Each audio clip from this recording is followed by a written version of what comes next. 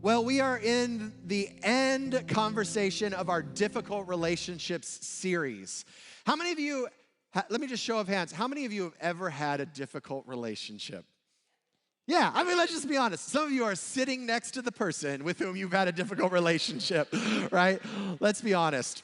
And it's been really fun over the last few weeks diving into what creates difficult relationships and how do we transform difficult relationships into something new. Now, here's the secret. Most people, when they're stuck in a difficult relationship, the conversation is, how do I change the other person? But I don't know if you've noticed the last few weeks as we've talked around what it looks like to not ghost people and to live unoffendable. The conversation is really, how do I transform me over here so I can withstand the turmoil of relationships? And today we're going to dive into our last conversation about this. Now, here's the thing. There are certain topics that I really struggle to speak about. There are certain conversations that I'm like, man, I don't want to speak about this. How do I have this conversation? How do we engage this? Not because they're hard. In fact, most of these are not like really big conceptual ideas that are difficult to put words into, and it's not even because they're unimportant. In fact, it's the exact opposite. They're extremely important, and they're actually very easy to conceptually grasp what I'm talking about in this. But here's the thing, is they've become so common that when we hear them, we oftentimes tune them out. Or we assume they're for someone else. So when I have conversations around things like love, people immediately tune it out. Not because love isn't important. We just had a whole holiday about love yesterday, right? But here's the thing. Here's the hard thing about having a conversation about love is that when we have a conversation about love, everyone assumes they're a loving person. And then when we're having the conversation around where we fail in love, oftentimes, we're not hearing it through the lens of where do I fail in my love. We're hearing it going, I hope my spouse is hearing this right now, right? Or I wish so-and-so would have heard this because if they heard this, it would have changed everything for them. And so no one listens to a love talk assuming they're unloving. They usually listen to a love talk so that someone else gets this. And the challenge in these conversations is that we immediately go into them saying, I already do this or I already don't do this, whatever it may be. Whatever is more flattering to us usually in the conversation. And today's conversation is one of those, which makes it incredibly difficult to talk about. So here's the thing. I have the privilege of coaching hundreds of individuals a year all over the globe. And almost 90% of the people that I coach, when I bring up this conversation, they'll say, I don't struggle with that. That's not a part of my life. This is not a part of the difficulty in my relationships. And by the time we're done with our coaching sessions, 90% of them will say, oh yes, I absolutely struggle with that. I absolutely have this in my relationships. This is absolutely a part of who I've been and what I've been up to and what's getting in the way of me stepping into the life that I say I'm committed to. And here's what I'm going to propose to you is that 90% of you today probably struggle with what we're going to be talking about, and your immediate thought is going to be, I don't. And that's what makes this conversation so dangerous. So I'm going to invite you to enter into this conversation assuming that this is true of you, and then find the evidence to prove that it isn't as we move forward. Because here's the thing, with this particular relational breakdown where relationships get difficult, there are actually telltale signs that you struggle with this, that this is actually embedded into your relationship. And before we even talk about it, I just want to give you some of the telltale signs, and you can tell me if you experience these or have experienced these. So the first one is that you feel suspicious about compliments, but criticism feels like confirmation. So when people compliment you, you're like, if they really knew me, then, they probably, that can't really be true. But when people criticize you, it's like, yep, that's exactly who I am. You prepare explanations for mistakes no one has accused you of yet. You're like waiting for the shoe to drop, and you've already prepared the excuse for it. You assume people are disappointed with you unless they prove otherwise in relationships with you. You over-explain small decisions so that people won't misunderstand you.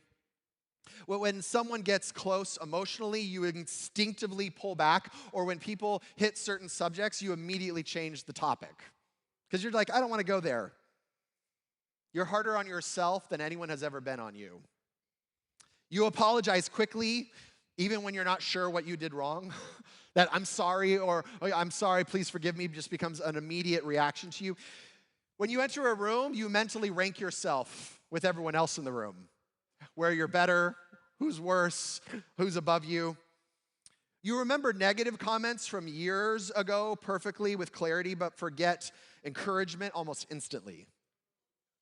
You expect good moments to end soon, so you never really allow yourself to fully relax into them because you assume that you're going to be disappointed eventually. You secretly believe that if people really knew you, they would distance themselves. You hesitate to celebrate your wins because it feels unsafe to be seen at times.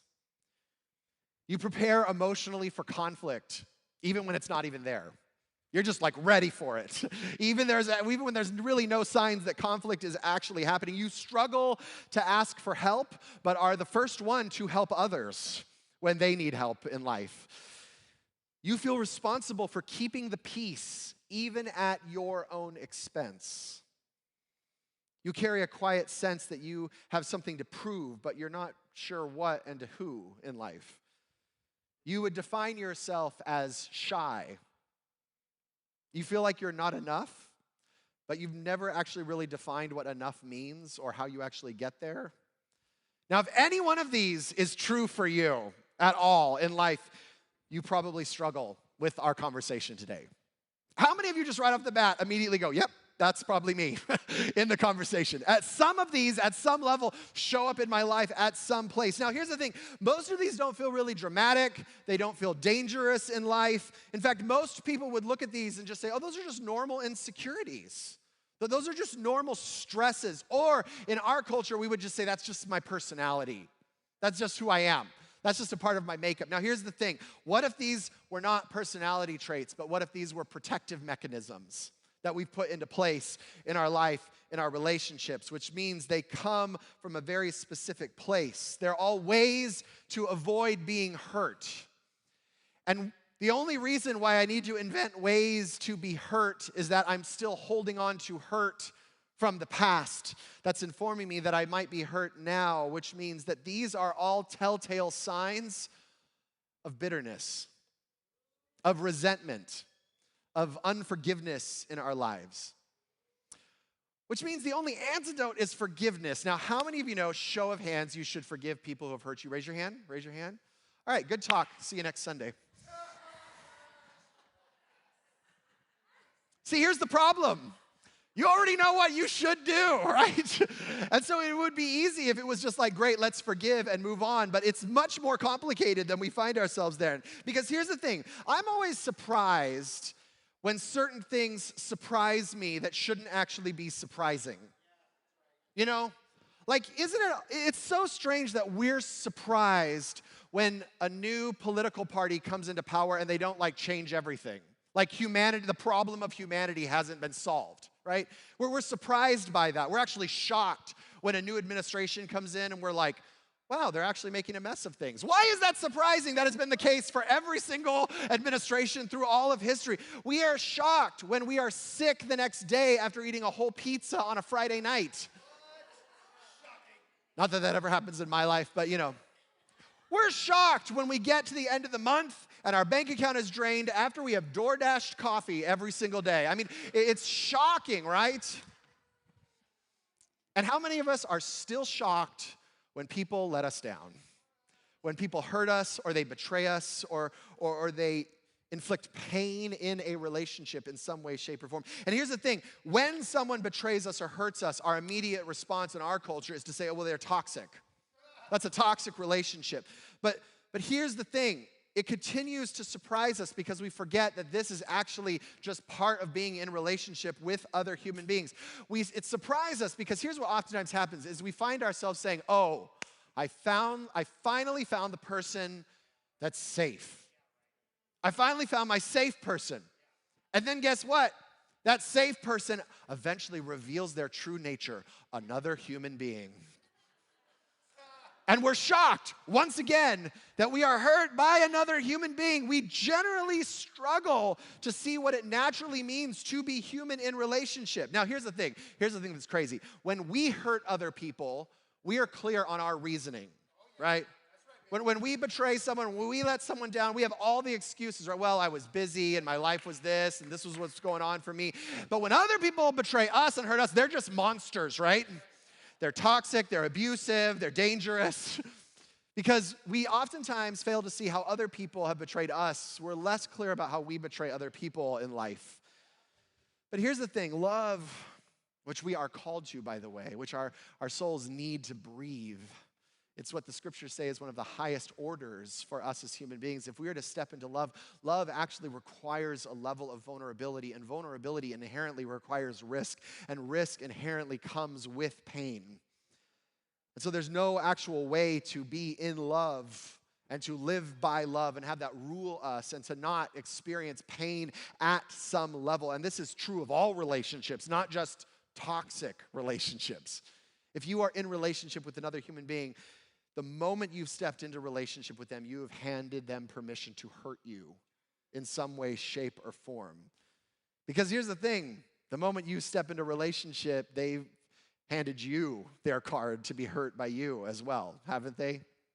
And the moment that injury happens in our life, the moment that pain enters into our relationship, our brain actually goes into overdrive and it asks one really important and dangerous question. And that question is, what does this pain mean about me? When someone hurts me, when someone betrays me, when someone lets me down, we often go into a conversation on what does this mean about me? And much like offense that we talked about last week, the problem is generally not the pain. The problem is the identity that I build around the hurt and the pain and the letdown. Because have you noticed that we are masters at turning pain into identities? We're just masters at that. We do it so naturally. We do it so well. So the moment of injury, like in that moment, it means all kinds of things. So someone rejects me and we turn that into an identity. Well, I must be unwanted. Or the rejecter becomes unsafe. So not only do we put an identity upon ourselves, we put an identity upon the person that hurt us. So the moment I'm criticized, criticism becomes I must not be not enough, and the person who is criticizing becomes abusive, right?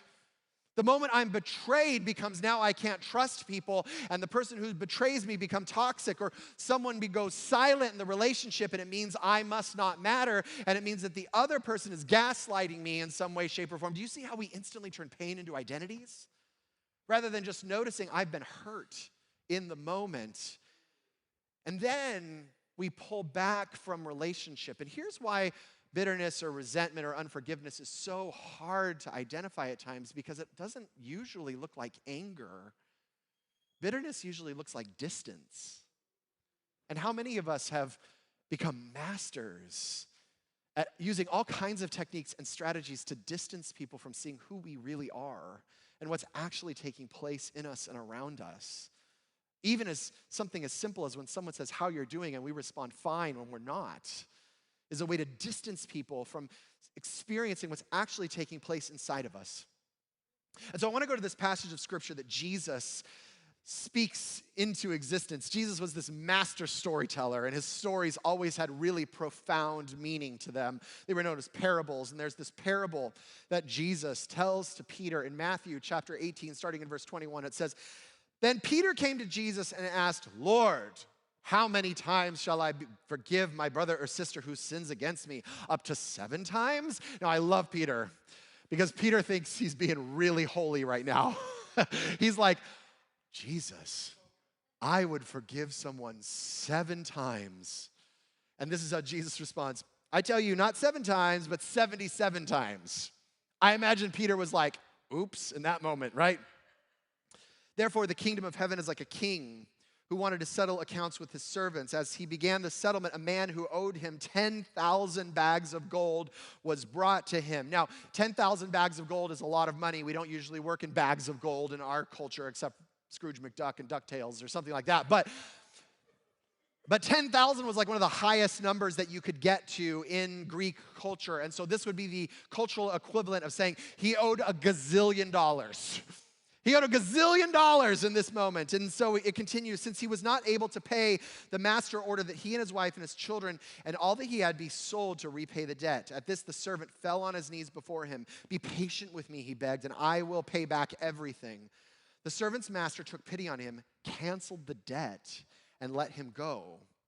But when that servant went out, he found one of his fellow servants who owed him 100 silver coins. Now, again, we don't oftentimes operate in silver coins, but this would be the equivalent of about $30,000. So he owed $30,000 to him. He grabbed him and began to choke him. Pay back what you owe me, he demanded. His fellow servant fell to his knees and begged him, be patient with me and I will pay it back. But he refused. Instead, he went off and had the man thrown into prison until he could pay the debt. When the other servants saw what happened, they were outraged and went and told their master everything that had happened. Then the master called the servant in. You wicked servant, he said, I canceled all that debt of yours because you begged me to. Shouldn't you have had mercy on your fellow servants just as I had on you? In anger, his master handed him over to the jailers to be tortured until he should pay back all he owed. This is how your heavenly Father will treat each of you unless you forgive your brother and sister from your heart.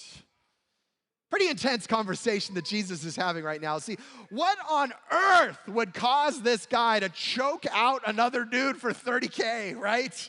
I mean, that's a lot of money, but after being cleared of $1 gazillion, this seems ridiculous, right? He was just forgiven like over $1 billion at least. This seems petty. It seems small. It seems ridiculous for him to go through this. I mean, he had just escaped financial annihilation.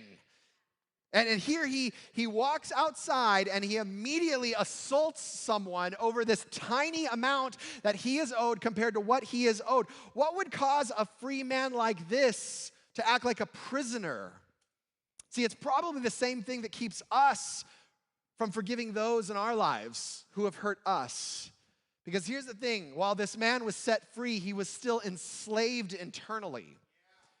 His bank account may have said zero, oh, nothing, all the debt wiped out. You don't have to pay a single penny back. But he was still in scarcity internally, and that was what was driving him even in this moment. See, so much of our relational struggles, what makes relationships difficult, is not actually the relationship. It's our identity and where we have that grounded in. See, in Romans chapter 5, verse 6, Paul says this about who we are. It says, you see that at the right time when we were still powerless, when we still owed $1 gazillion, Christ died for the ungodly. Very rarely will anyone die for a righteous person, though for a good person, some might possibly dare to die. But God demonstrates his own love towards us. While we were still sinners, Christ died for us. See, it's one thing to live in a world where we're perfect and everyone around us is broken. Let's be honest, that's how most of us view the world, right? We're not the problem, right? If they would change, if my boss would change, if the organization would change, if the nation would change, if the politics would change, then everything would be better because I'm actually perfect and everyone else around me is a hot mess.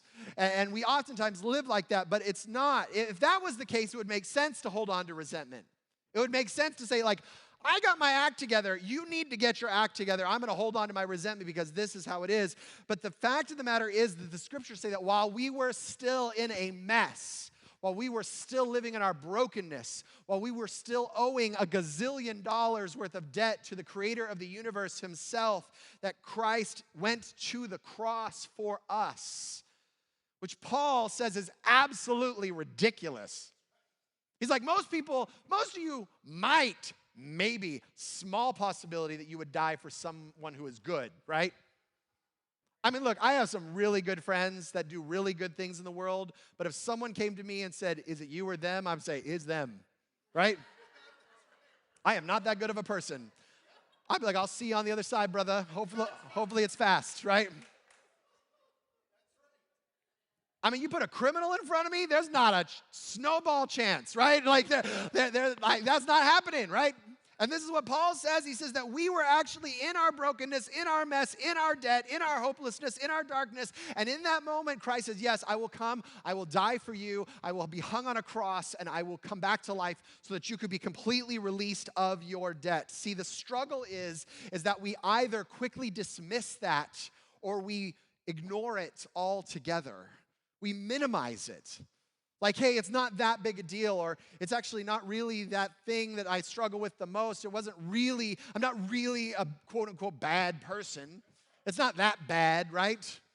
So we find ourselves in the minimizing of it. And much like this man in this parable, we minimize what has just taken place between him and the king, between us and the king.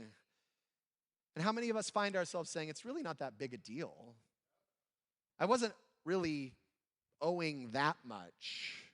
And so we miss what has taken place in our own life. So when we go back and look at the debt of others, it would make sense that we would look at what they owe us, the ways that they've hurt us, the way they've betrayed us, the way that they've been wronged us.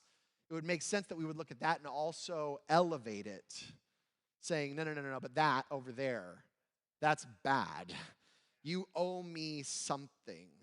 See, when we look out at the debt of other people and it seems so much bigger than our own, we anchor our identity in the same place that this man anchored his identity into, which is someone owes me something. And how many of us consciously, unconsciously walk around life saying, someone owes me something. Someone took something from me. Someone hurt me. Life has not dealt me the cards that I wanted to play with. The government, the city, certain groups of people haven't been who they said they would be, and so now I'm owed something. And so now we find ourselves anchoring our identity into that conversation. See, he had yet to transition his identity into, I have been released from owing. He was stuck in someone owes me something. See, however, when my primary identity shifts from someone owes me something to I have been forgiven, I've been released, I've been set free, there's nothing left to pay back, that everything that I had been holding on to that was impossible to pay back has now been released from me, not just from the small things, but from a weight that the scriptures say deserved the penalty of death. When all of that has been released, it becomes very difficult when my identity is anchored as forgiven to go look at other people who have wronged me and say, you are not deserving of the same gift that I have been given. It's very difficult to walk around a relationship and say, you don't get what God himself has given to me.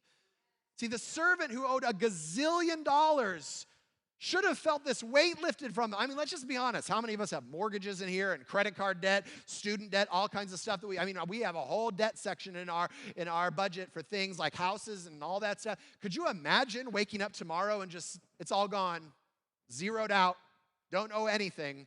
Wouldn't there be like a, ooh, moment, right? That's what this guy should have been feeling in this moment. The natural response would then be like, great, I'm released. I'm releasing everyone else. You don't owe me anything because I have been set free in this moment. But he had not yet made that identity leap from someone owes me something into I have been released. And he either minimized it or felt entitled to it, which is oftentimes where we go.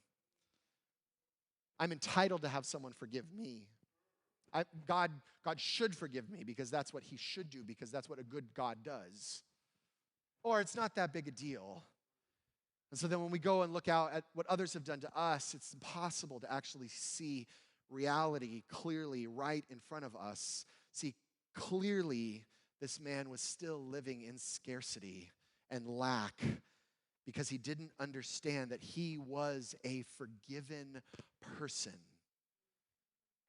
See, we do not forgive to become like Jesus. We forgive because we finally believe who Jesus has called us to be, forgiven. And in that, we become like him. And I actually think this is one of the reasons why Jesus, when he's teaching people to pray in Matthew chapter 6, starting in verse 9, this is how he teaches people to pray. He says this is how you should pray. Our Father in heaven, hallowed be your name. Your kingdom come, your will be done on earth as it is in heaven. Give us this day our daily bread, and forgive us our debts as we forgive those who have trespassed against us, or as we forgive our debtors. Now, here's the crazy thing. 1/5 of the Lord's Prayer is on forgiveness. Like 1/5 of it is about 20% of how we are to pray is about receiving forgiveness and then forgiving other people around us. See, This is so critical because Jesus understood that if we miss this, we would not be able to see the world clearly. But the moment that we accept this and go, got it, this is my lot in life. I have been forgiven, therefore I forgive. It changes how we see the world. Because see, I think sometimes we have confused forgiving other people with letting people off the hook, which is oftentimes why we refuse to forgive. Or that if I forgive someone, it excuses what they did to me, or it minimizes what they did to me, or it somehow lessens the pain that I engage in with forgiveness. But forgiveness actually has nothing to do with the other person. When you choose to walk in forgiveness, when you choose to release the debt that other people owe you, it has nothing to do with them at all. It actually has everything to do with you and the future that you are capable of creating and the person that you become in that moment. See, because here's the thing. There are really two options that I see when it comes to how we see people in the world, how we engage other people out there around us. See, option one, we either see people through the lens of transaction. That's the first option. See, we oftentimes go out into life and say, look, I have clearly hurt other people. And other people have clearly hurt me. And like all of us are a mess, and we've fallen short of this standard that God has called me to. So now I have to keep accounts to make sure that I stay on top of things.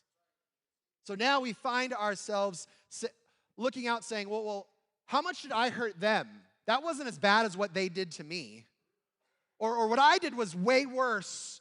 So I somehow need to make it up. Even though they've forgiven me, I need to earn my way back into relationship. And how many of us do that with God? When God's like, you're forgiven. It was very expensive. Would you please accept this gift? And we're like, hold on, just let me punish myself with some shame just a little bit longer. Just give me just 1 second. I would love to just beat myself up over one more night over this. Give me a second. See, because that lets us know I'm in the transaction phase of that's actually not enough. I actually have to figure this out on my own. And our lives and relationships become one big expense account trying to figure out, am I ahead? Am I behind in my willingness to forgive or release or to make it up or to not do, fill in the blank? And I'm constantly calculating, and this takes a lot of energy, trust me. This takes a lot of energy to look out at life through a transactional lens, saying, how can I make up for the things that I've done, or how can I get back what was taken from me? We're constantly calculating, which is why when I look out at the world, it would make sense that there is some suspicion when it comes to goodness. Like even when good moments come, our first thought is, well, we'll see how long this is going to last. Or we'll see when the shoe's going to drop. Or, yeah, this is good now, but just wait until you see what happens. It would make sense that when I enter into a room filled with strangers who have given me no reason to protect myself, I find myself holding back from freely engaging the gift that's right in front of me. It would make sense that I use my energy to minimize disappointment in my life rather than stepping into creating the life that I know I was called to live. It makes sense that I would constantly be looking out for myself because either people are going to take from you or you're going to owe them. And that's a difficult way to live in relationship, even with the people we say we love the most. See, this is exhausting, and this is depleting. See, a lot of you I know have a strained relationship with energy. And what if your energy levels had very little to do with your sleep and had everything to do with how you're calculating your relationships? Because it is exhausting trying to save yourself over and over and over again. But there's this other option that Jesus clearly invites us into. It's through this lens of forgiveness, which actually starts out with, I owe a debt that should cost me my life.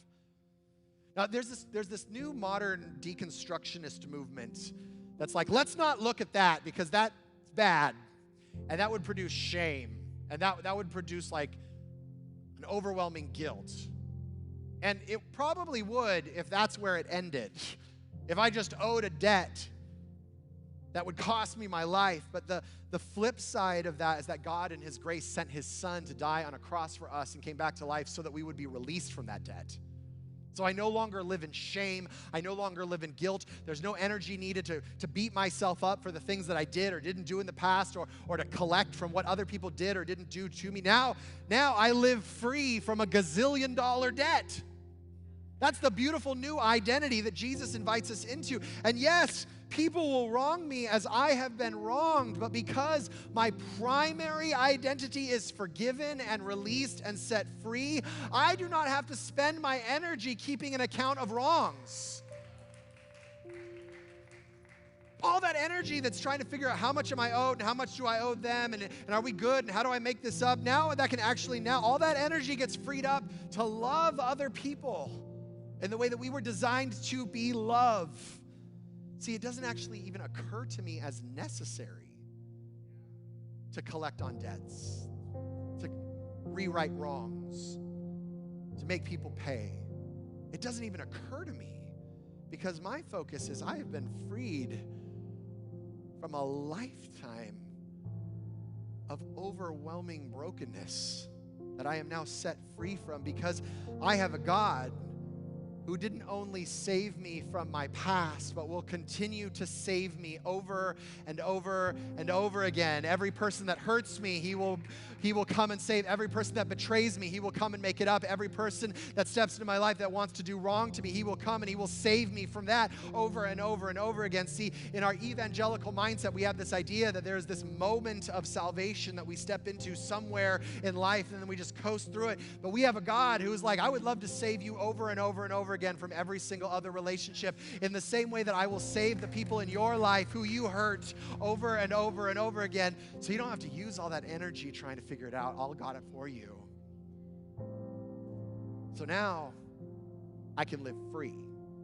Now I don't have to stay in this cycle. And the energy that was going into keeping accounts can be released for love. See, the first one comes with a lot of anxiety. There is a lot of anxiety and despair and hopelessness and trying to make up and walking into rooms going, how do I calculate where I'm supposed to be? And am I enough? And am I good enough? And are people going to accept me? And how do I make up for the disappointments that are inevitably coming? And how do I excuse myself from when people are inevitably disappointed? And how do I keep up the game? Versus, oh, no, my identity is forgiven. So now I walk free. And the debt that other people owe me seems minuscule compared to what I have been forgiven. So it comes naturally in this. See, some of you are still trying to reconcile debts from your childhood, and they're showing up with your children. And you don't recognize how expensive it is to hold on to the resentment. It's showing up with your friends and your neighbors. And some of you so desperately want to be known. And some of you so desperately want to know others. And there's something inside of you that's like, why can't I just break outside of these walls? Why can't I just break outside of the shell? Why can't I just press past this thing that keeps me stuck? And it's okay. You've just been playing the game of resentment way too long. And today, Jesus is like, you're already set free. So you can step into this life. Yes, you will get hurt in relationship. There is no fantasy way around that. But what you do with that hurt is up to you. Will you identify with it as betrayed and let down and having a bad childhood and not the one that gets unchosen? Will you turn into that identity, or will you just simply accept the identity that Christ has handed to you, which is forgiven? And from that, live an abundant life where you can give back to the world the love that you have been given. See, one leads to life and the other leads to death, and the choice is yours. See, some of you have been so desperately trying to fix your relationships. And today what Jesus is saying is, I actually would like to fix your identity so that you walk into every relationship, every location, every moment with yourself. Your primary identity will be forgiven, released. So would you just close your eyes and bow your head for a moment? I just want to quickly walk us through a prayer time together. And I'm going to ask you to do something that may seem counterintuitive in this moment. But I'm going to ask you would you just ask God a question that may feel overwhelming? And it's not a question of shame. It's a question that will support you in living free. And that question is this: God, would you just show me the weight of what I have been forgiven for? So many times we just brush past that.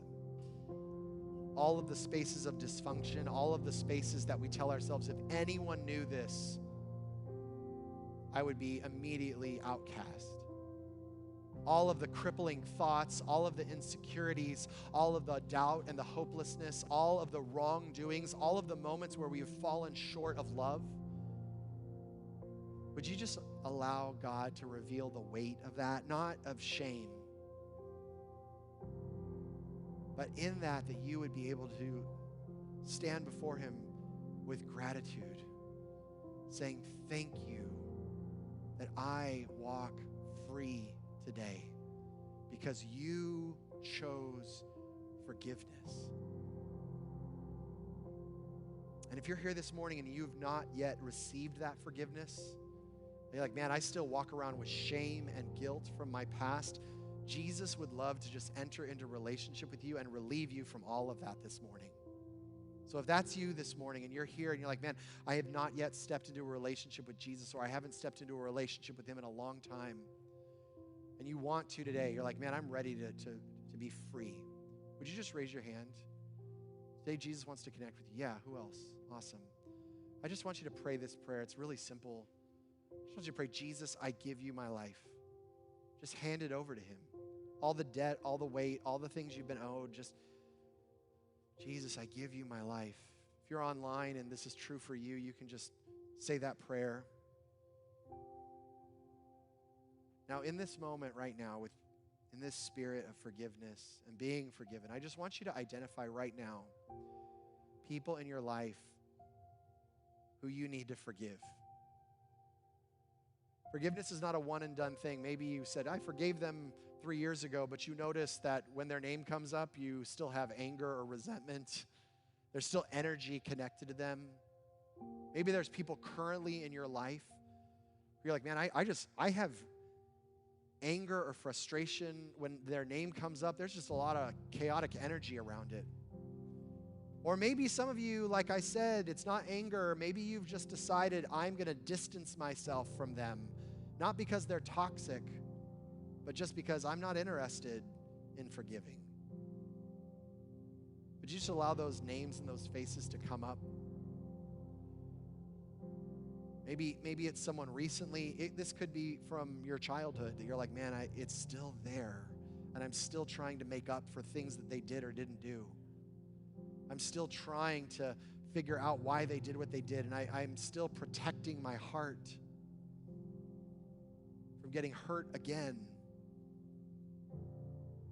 And would you just, right now, just release that, knowing that your identity is anchored as forgiven, because forgiven people forgive others.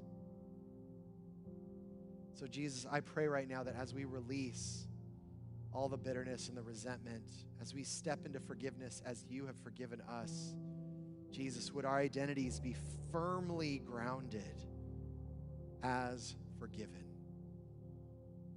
And may we walk as free people, free to release the debt that others owe us, free to release the hopelessness, free to release all the protective mechanisms that we've developed over the years. God, free to live the life that you have called us to live. We are so grateful that you have forgiven us $1 gazillion. And so may we forgive those who owe us debts. We thank you for your love. In Jesus' name, amen and amen.